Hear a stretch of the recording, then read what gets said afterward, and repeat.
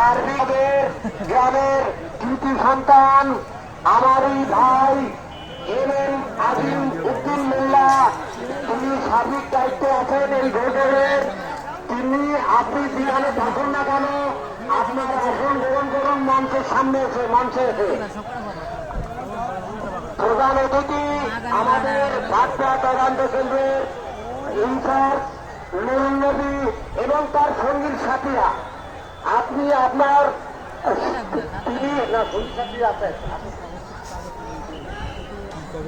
প্রধান অতিথি আছেন আর আপনি সার্বিক দায়িত্বে আজিম ভাই আছেন।